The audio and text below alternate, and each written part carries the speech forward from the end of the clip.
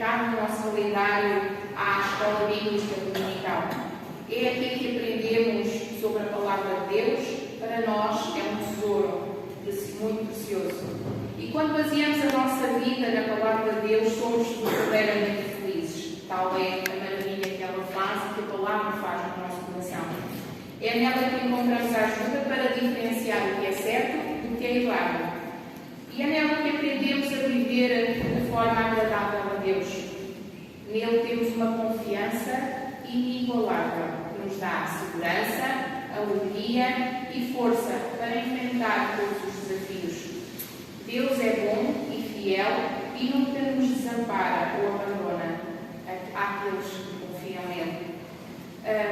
Como nos diz em Salmos 18, versículo 2, o Senhor é a minha rocha, a minha fortaleza e o meu libertador, o meu Deus e o meu rochedo, em quem me refugio. Ele é o meu escudo e o poder que me salva, a minha torre. Vamos entoar o hino 198, Aleluia. Aleluia.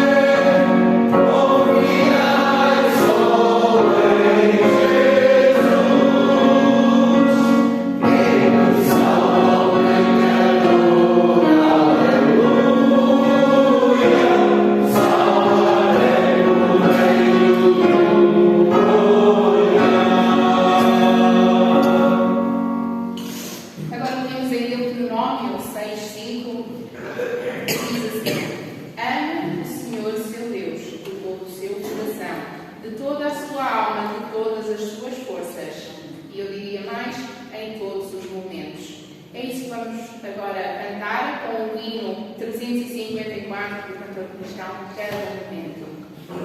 Oh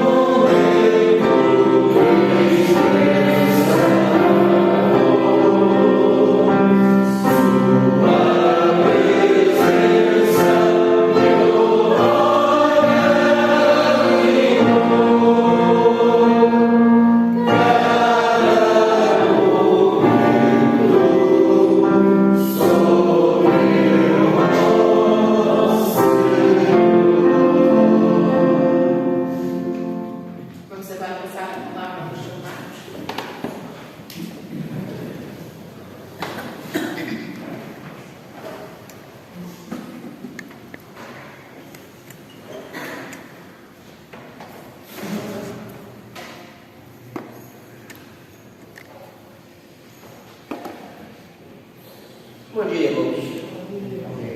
Tudo bem convosco? Sim. Bom, graças a Deus. Nós vamos continuar no livro de Atos. O Ricardo terminou o capítulo 19, então nós vamos olhar o capítulo 20, de 1 a 16. E vamos encontrar vários nomes aí. Vamos procurar entender. Deixem eu fazer uma pergunta aos irmãos. Os irmãos teriam coragem de voltar para alguns lugares onde foram maltratados, onde os espancaram, onde foram denunciados e caluniados? Teriam coragem de voltar para esses locais e de querer passar talvez por essas mesmas experiências? Vamos à leitura do texto. Cessado o tumulto, notem que Lucas começa a escrever que terminou a confusão, está aqui nos versículos anteriores. Paulo mandou chamar os discípulos e, tendo-os confortado, despediu-se e partiu para Macedônia.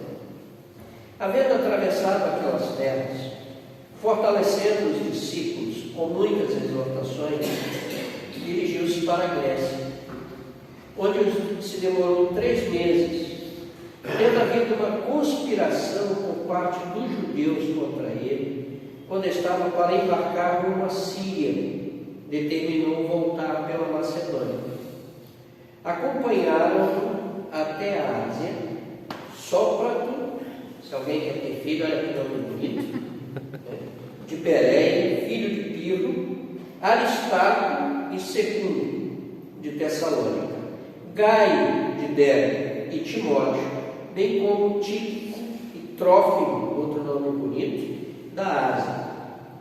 Depois dos dias dos pães asmos, ou seja, da Páscoa, navegamos de Filipos e em 5 dias fomos ter com eles naquele porto onde passamos uma semana. No primeiro dia da semana, estando nós reunidos com o fim de partir o pão, ou seja, no ato de culto, eles estavam em culto, o ato de partir o pão aqui era a celebração da ceia. Paulo, que devia seguir viagem no dia imediato, exortava-nos e prolongou o discurso até meia-noite. Paulo pregava bem, ele gostava de falar bastante.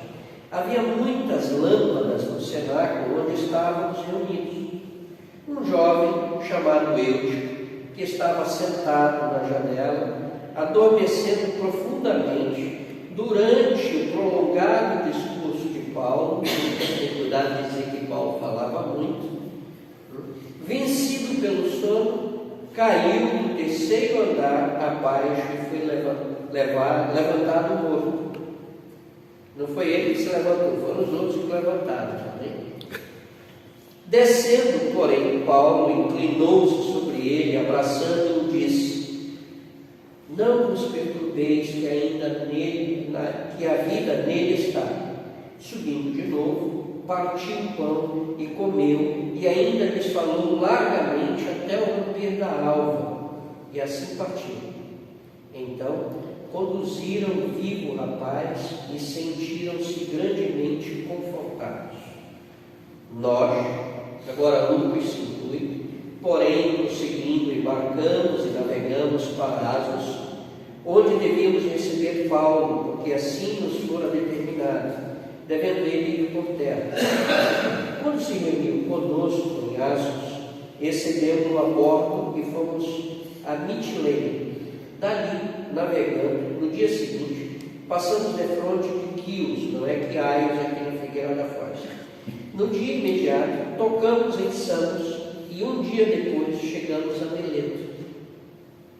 Porque Paulo já havia determinado não aportar em Éfeso, não querendo demorar-se na Ásia, porquanto se apressava com o intuito de passar o dia de Pentecostes em Jerusalém, caso que fosse possível. Vamos orar. Senhor, nós queremos pedir a tua orientação, pedir que o Espírito Santo nos ilumine, que nós possamos aplicar a tua palavra às nossas vidas, e que possamos ser desafiados por ela, para que possamos viver dando razão da nossa fé, para que nós possamos ter a capacidade de partilhar aquilo que o Espírito Santo de Deus coloca na nossa vida. É o que nós pedimos em nome de Jesus. Amém. Meus irmãos, esse texto ele é desafiador.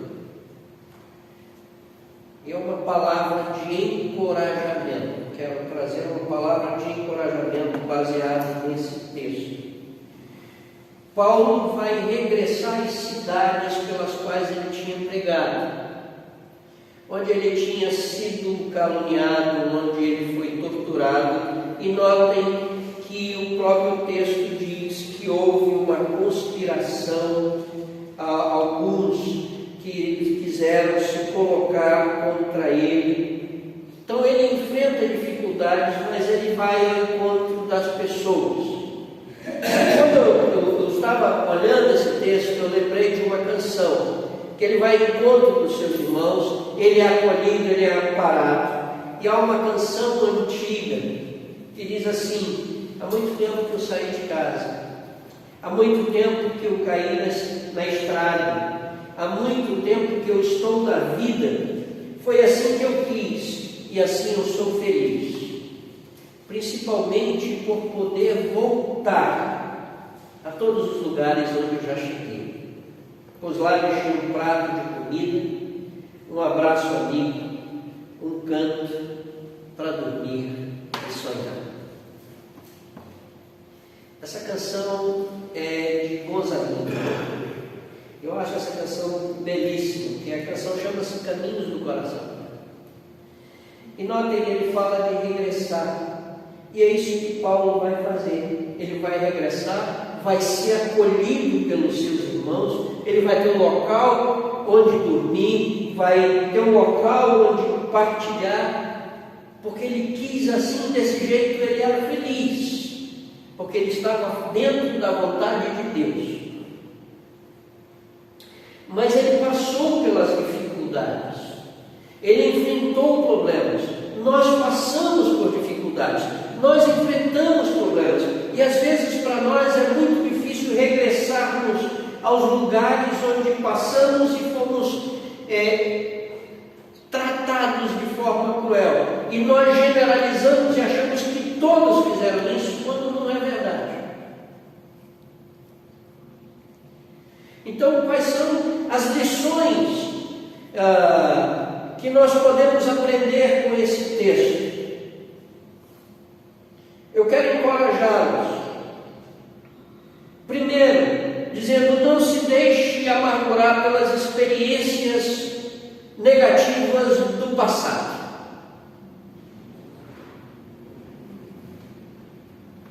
Não se deixe embrutecer pelo que aconteceu de trágico, de doloroso na sua vida. Pelo contrário, transforme essa situação em algo que vai ser bênção na vida dos outros. Paulo pegou toda a sua experiência. Ele não se deixou amargurar, ele não se deixou embrutecer. Pelo contrário, ele utilizou todas as suas experiências para a glória de Deus. E quando nós olhamos as Escrituras,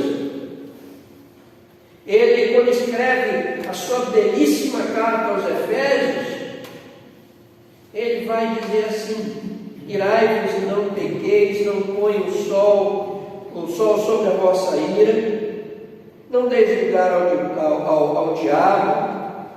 Ele diz assim: aquele que furtava, não furte mais, trabalhe fazendo com as próprias mãos o que é bom, para que tenha que acudir ao necessitado. Não saia da vossa boca nenhuma palavra torpe, e se unicamente a que for boa para edificação, conforme a necessidade, e assim transmita graça aos que ouvem. E já no versículo 31 do capítulo 4 de Efésios, ele diz assim: longe de vós toda amargura, e cólera, e ira, e gritaria, e blasfêmias, e bem assim toda malícia. Antes, sejam uns para com os outros benignos, compassivos, perdoando-vos uns aos outros, como também Deus em Cristo vos perdoou. Sabe por que ele estava voltando? Porque além de ele ter deixado irmãos queridos ali, por esses locais, ele havia perdoado tudo aquilo que haviam feito com ele. E porque ele perdoou, porque ele não trazia amargura dentro de si, ele estava livre para conviver com as pessoas. A questão é, nós estamos sendo controlados pelas nossas emoções e pelos nossos sentimentos negativos, pelas experiências negativas, ou estamos tendo uma nova postura?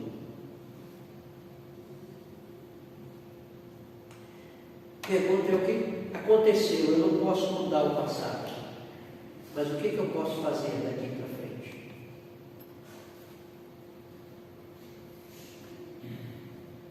Paulo pegou todas as suas experiências e transformou para a glória de Deus. O desafio é nós pegarmos as nossas experiências e transformarmos para a glória de Deus. Ou seja, não se deixe amargurar pelas experiências negativas do passado. E nós não vamos amargurar se nós aprendermos a perdoar. E todos nós temos experiências negativas. E eu ouso dizer que todos nós temos experiências negativas entre uns e outros. E às vezes o que impede o crescimento saudável da igreja é porque nos nossos embates, nas nossas diferenças, nós, em vez de perdoarmos, guardamos ressentimentos e amarguras, e vamos embrutecendo, e vamos nos tornando petrificados, duros, e não percebemos que devemos estar em comunhão, agindo em amor. As divergências, elas são saudáveis. Agora, o que não é saudável é o ressentimento, a amargura e a divisão e a discórdia. Nós podemos divergir, nós podemos caminhar lado a lado em amor. Podemos ter pensamentos diferentes, sim, é natural, mas não podemos guardar ressentimentos e amargurar. Não deixe que a amargura das experiências negativas atrapalhe o seu desenvolvimento e o seu relacionamento com os seus irmãos. Segunda coisa que eu quero dizer para encorajá-los olhe uns para os outros e aprenda o seguinte, segunda lição: valorize as pessoas e trabalhe em equipe. Valorize as pessoas e trabalhe em equipe. Talvez os irmãos perguntem, mas onde o texto diz isso? É simples, vejam a lista de nomes que estão aí. Pessoas que trabalhavam com Paulo. Nós temos Tito, que foi pastor, nós sabemos disso. Temos Timóteo também. Nós temos aqui Aristarco, que também ele vai citar nas outras suas cartas, nas cartas dele. E nós temos um homem especial chamado Gaio, para mim é muito especial, que é interessante. Paulo não fala muito dele, mas ele tem uma carta direcionada a Gaio, uma carta do discípulo amado de Jesus, João, né? E João chama Gaio de amado. Ele diz o presbítero ao amado Gaio. E vejam o que João diz acerca dele: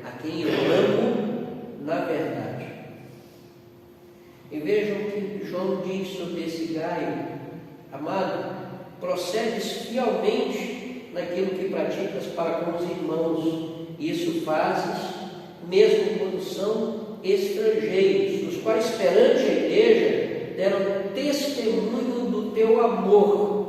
Bem farás encaminhando-os em sua jornada por modo digno de Deus. Gaio foi alguém que aprendeu também a amar as pessoas, a investir nas pessoas. Sabe por quê? Porque alguém investiu na vida dele. Porque houve alguém que valorizou mais pessoas do que coisas, porque houve alguém que disse: olha, junta-te a mim, que eu quero trabalhar contigo e caminhar contigo. Nós temos que aprender que a obra de Deus não se faz sozinho, e nós não realizamos a obra sozinho, nós dependemos uns dos outros, e nós precisamos trabalhar e aprender a trabalhar em equipe. E deixa eu citar a mesma música de novo, e que se chegarem em casa e quiserem ouvi-la na voz de Gonzaguinha, façam, porque ele segue dizendo assim: e aprendi que se depende sempre de tanta, muita, diferente gente. Toda pessoa sempre é as marcas das lições diárias de outras tantas pessoas. Quem são as outras tantas pessoas que estão deixando marcas na tua vida? Marcas positivas. E quem são as outras tantas pessoas que tu estás deixando marcas positivas do Evangelho na vida delas? Das lições diárias, do convívio, da caminhada. Nós precisamos voltar a aprender a caminhar lado a lado, a partilhar a vida, a viver comunidade.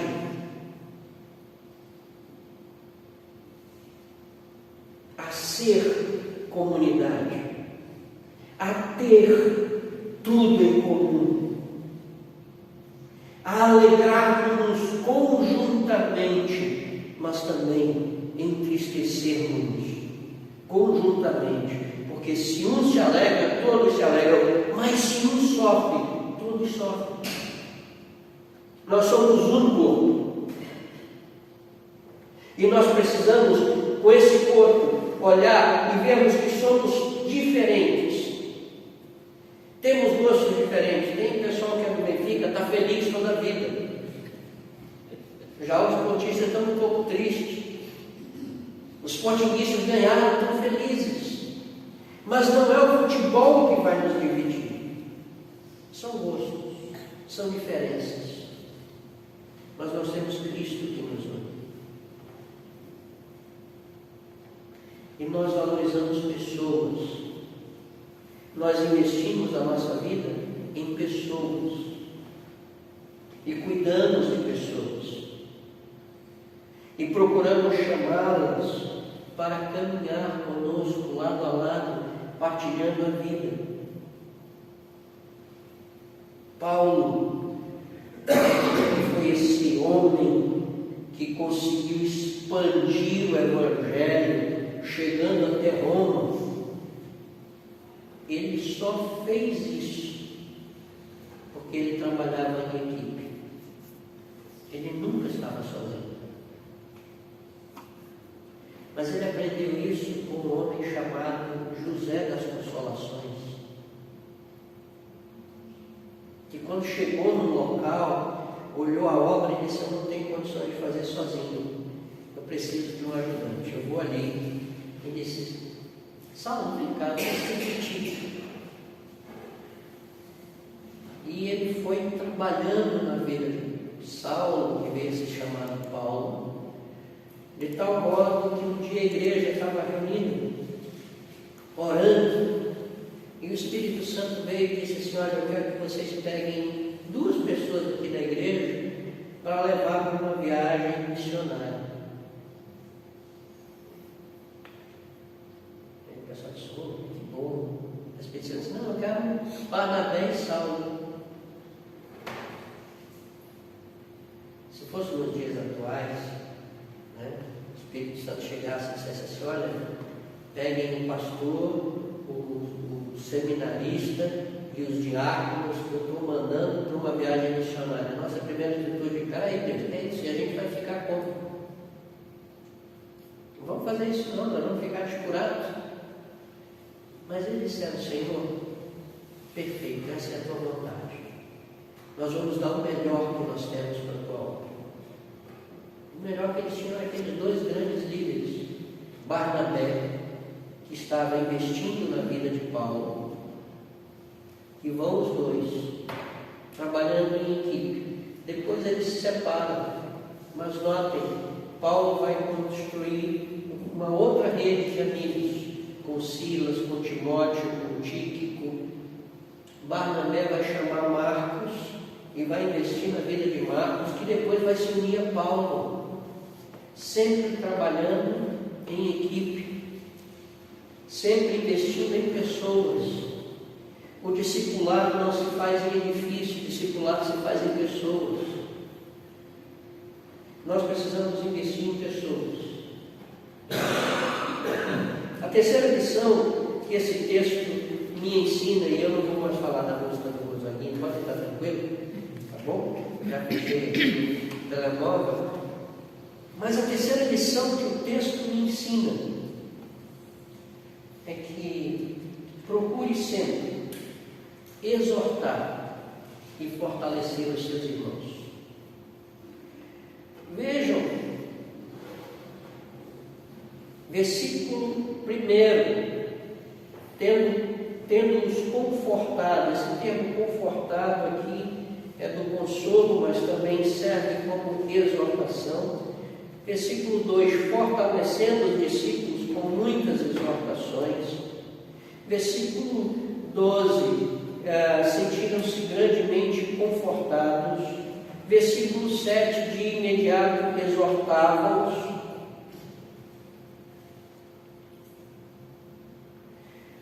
Lucas está dizendo que na nossa jornada nós precisamos exortar, quer dizer, promover consolo, orientar, guiar, ensinar e fortalecer, gerar base sólida. Isso só acontece através do ensino das Escrituras. Isso só acontece se nós convivermos uns com os outros, se nós tivermos a capacidade de estar sentando para partilhar as Escrituras. Isso é muito difícil acontecer com homens. Sabe por que a União Feminina Missionária funciona? Porque as mulheres, elas são muito mais dadas ao diálogo do que os homens. Mulheres gostam de conversar. Mulheres gostam de partilhar os seus sentimentos umas com as outras. Homem não é assim. Mulher pergunta: o que é que tu tens? Nada. Aconteceu alguma coisa? Não. Ele está cheio de problema, mas a resposta é sim. Se você perguntar aqui a uma mulher: o que é que tu tens? Nada. Tem certeza? Olha, quer saber mesmo? Aí você depois me arrependi. Ela parece que não para. Porque a mulher fala, ela expressa os sentimentos. Mas você quer cativar o homem, pegar que ele também tem necessidade, mas ele faz diferente. Coloca alguma atividade para fazer junto com ele. A melhor forma de colocar o homem para conversar é fazendo alguma atividade conjunta. Por exemplo, lá em Coimbra agora, através da volta da mesa, nós estamos criando um grupo de homens que faz caminhada. Então, durante 1 hora, nós vamos conversando sobre a vida. E vamos partilhando. Mas vamos fazer uma reunião, ficar sentado, não funciona. Mas é preciso exortar, é preciso aconselhar, é preciso orientar. Não foi isso que Jesus disse lá em Mateus, de capítulo 28, também lá em Marcos, no último capítulo, 16, não é isso que ele nos diz? Nós vamos ler, porque eu gosto mais do texto de Mateus, né, porque ele tem uma conclusão melhor. Tem que ter cuidado para não rasgar as páginas aqui dessa Bíblia, porque ela é muito especial. Mas vejam, Qual é o capítulo? o último capítulo, 28, versículo 20. Principalmente depois de terem sido batizados, Jesus diz assim: ensinando-nos a guardar todas as coisas que vos tenho ordenado. Aqui inclui que está exortando-nos, orientando-nos, fortalecendo-nos a quê? A guardar. A guardar o quê? Os ensinamentos de Jesus. E quando Paulo está fazendo isso, notem, Paulo pregou, e não foi brincadeira. O homem prega aqui quase 24 horas. Tem que ter muita base para falar 24 horas. O pobre doeu, tipo, não aguentou e dormiu. Hoje, para nós aguentarmos alguém falando 1 hora, é um desespero, quanto mais, né?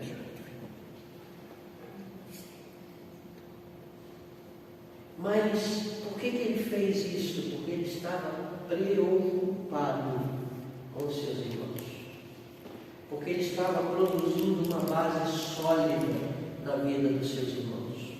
Porque ele ia se afastar daqueles irmãos, mas ele queria que aqueles irmãos ficassem firmes na sua fé.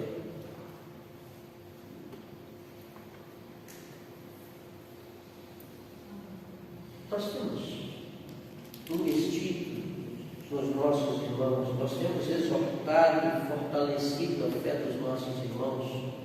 Nós estamos permitindo que os nossos irmãos nos fortaleçam na fé, partilhando com eles da adoração, partilhando com eles da comunhão.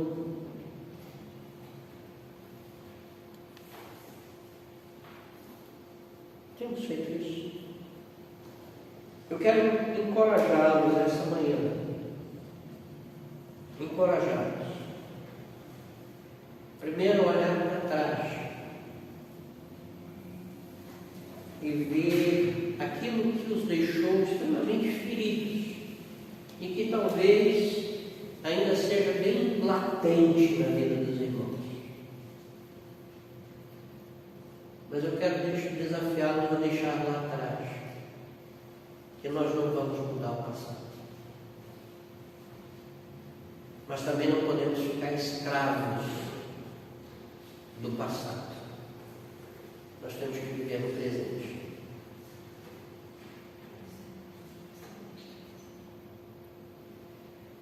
Pastor Antônio Gonçalves, quando eu regressei para Portugal há 25 anos, 26 anos atrás, eu encontrei com ele e ele virou assim: Amazonas, qual a grande característica do português? E eu comecei a dizer um monte de coisa que eu achava que o pastor Gonçalves ria. Não é essa, não é essa. Eu disse: então, pastor Gonçalves, por favor, me ajude, que eu não sei. Ele disse assim: o português tem memória de elefante. Eu disse: o que é isso? Ele disse: aquilo que você faz para ele, ele não esquece. Então procure fazer só coisas boas, porque se você fizer algo de ruim, ele não vai esquecer nunca.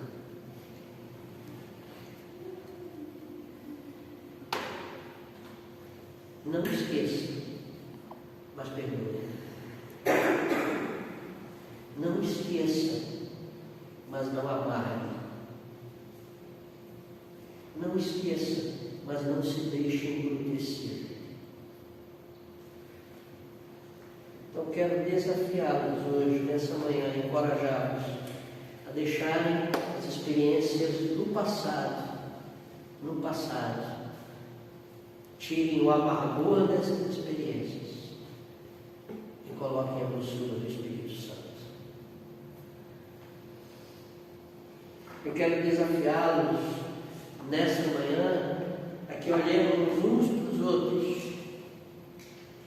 e possamos dizer: nós somos companheiros de jornada, nós somos uma equipe, temos que jogar juntos e temos que caminhar juntos e vamos trabalhar como uma equipe sólida, que tem o mesmo projeto, que tem o mesmo sonho.